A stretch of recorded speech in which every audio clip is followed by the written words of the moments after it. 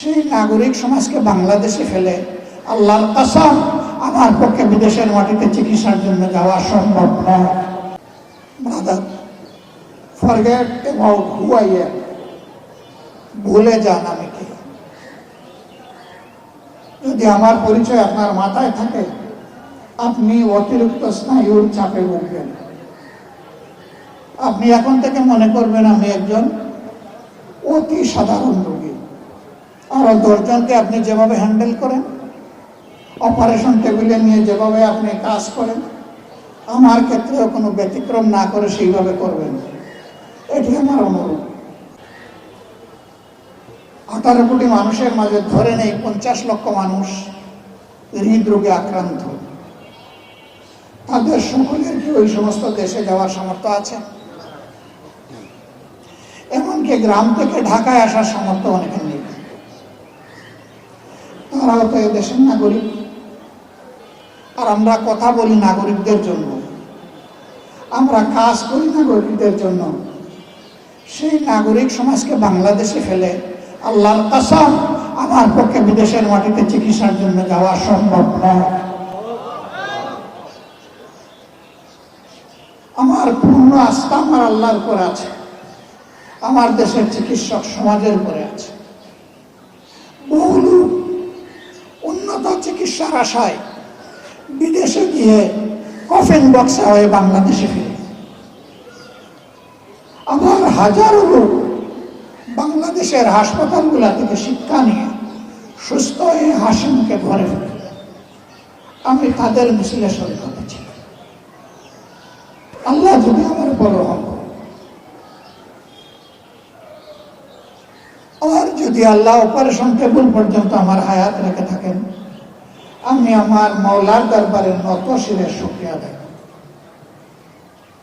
আমার আল্লাহর দরবারে ক্ষমা চাই। আমার দীর্ঘ এই জীবনে আল্লাহ আমাকে যে হায়াত এবং বিভিন্ন প্রকার নিয়ামত দান করেছে, আমি গুনাহগার, আমার প্রভুর নিয়ামতের শুকরিয়া আদায় করতে পারি। আমার প্রভু যেন আমাকে ক্ষমা করে দেন।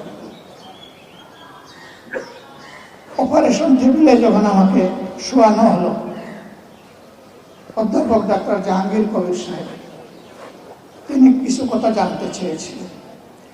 আগে পরে মিলে আমি কয়েকটি কথা বলার চেষ্টা করেছি। নাম্বার 1, আমি আপনাদের আস্থার ভিত মজবুত করার জন্য বাংলাদেশে চিকিৎসা নেওয়ার সিদ্ধান্ত নিয়েছি। তবে আমি এটা বিশ্বাস করি না আপনাদের কারো হাতে আমার সুস্থতা। আমি বিশ্বাস করি আমার সুস্থতা মাবুদের হাতে। কিন্তু এটা বিশ্বাস করি আমার মাবুদের সুস্থতার উসিলা কারো না কারো হাত দিয়ে জমিনে নামে। সেই হাত দিয়ে আপনার হাত। আমি শুনেছি কোটি কোটি মানুষ দেশে বিদেশে আমার জন্য দোয়া করছে, এবং আমি এটাও শুনেছি আমার চাইতে বেশি আপনার জন্য দোয়া করছে, যাতে আল্লাহর দেওয়ার শিক্ষা অনুযায়ী, জ্ঞান এবং দক্ষতা অনুযায়ী আপনি সর্বোচ্চ চিকিৎসাটা দিতে পারেন। 2 নম্বর ওনাকে বললাম, brother, forget about who I am. ভুলে যান আমি কে। যদি আমার পরিচয় আপনার মাথায় থাকে, আপনি অতিরিক্ত স্নায়ুর চাপে ভুগবেন।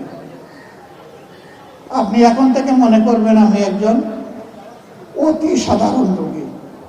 আরো 10 জনকে আপনি যেভাবে হ্যান্ডেল করেন, অপারেশন টেবিলে নিয়ে যেভাবে আপনি কাজ করেন, আমার ক্ষেত্রেও কোনো ব্যতিক্রম না করে সেইভাবে করবেন। এটি আমার অনুরোধ।